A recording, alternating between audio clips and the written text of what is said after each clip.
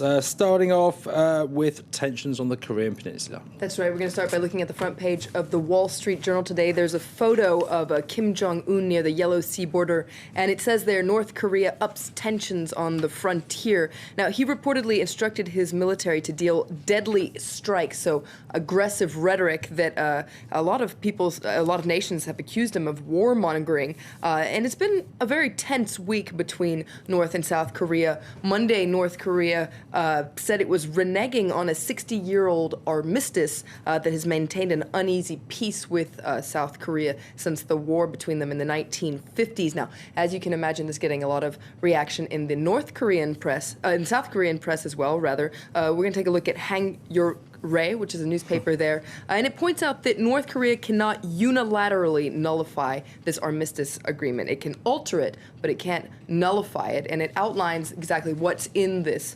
1953 armistice agreement that was signed with the UN, China, and North and South Korea. And it points out that the rise in these military tensions between the North and the South amounts to a game of chicken that could prove to be very dangerous for the region.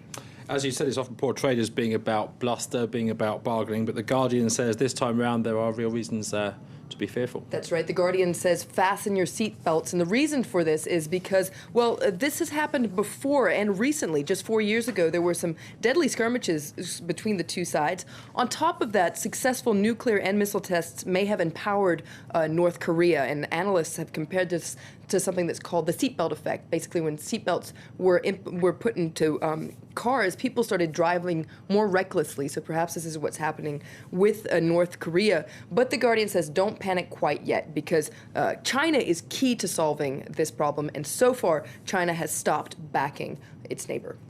Okay, let's move on to a different story now, one we've been hearing a lot about, the Pope. The Pope. The Pope. We're going to look at a cartoon of the Pope. It's the second day of the very secretive conclave, and this is a cartoon that's in the International Herald Tribune today, where you see two Swiss guards. They're standing guard outside the conclave. The question everyone is wondering is, when are we going to know who the next Pope is? And, well, this might give a hint. One of them is whispering to the other, I'll tweet before you do, so maybe that's how we'll learn about it. Meanwhile, the Vatican is also in the editorial of the International Herald Tribune today, but for different reasons. According to the IHT, it's part of an unholy alliance with Russia and Iran. So what is this about? Basically, there's a conference that's underway at the United Nations right now regarding women's rights. It's the 2-week annual meeting of the delegates of the Commission on the Status of Women.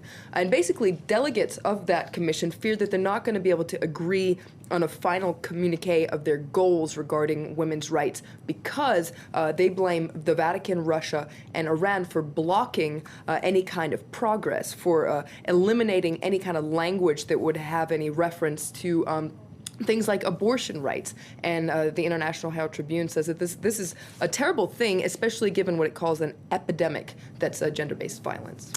Okay, next up, the referendum in the Falkland Islands. I'm glad The Independent has done this. It's what I wanted to know yesterday when we were reporting on this.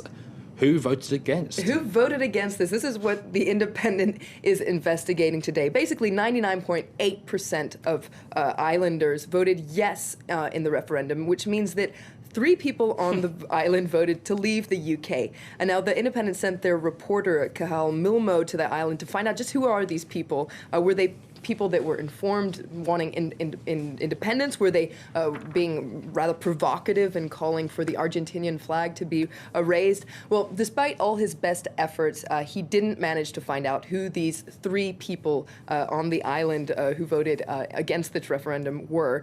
He said it was kind of like a witch hunt. In fact, one man who was rumored to perhaps have voted no in the referendum, he reacted as if, quote, he murdered puppies for a living. So obviously, according to this article, those who voted no are probably keeping a very low profile.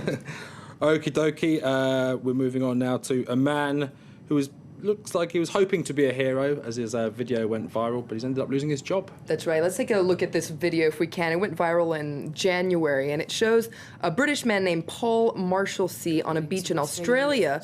Now, he's grabbing a huge shark there by the tail. The shark was threatening children who were swimming in the water. Now, He was hailed as a hero for tackling this shark, but he's just been sacked from the children's charity he works for with his wife. Basically, they were on sick leave for work-related stress when they took 2 months holiday in Australia. So, oops. Basically, when the people he worked for saw this footage, they decided that he'd been dishonest. They fired him. Basically, if he was too weak to work, how could he tackle a shark? Don't know what the moral to that story is. Don't touch a shark when you're on sick leave. Florence VILLEMINOT, thanks very much for that round-up of the international press. Let's get a reminder of the world news headlines now, and still waiting for the white smoke, second day.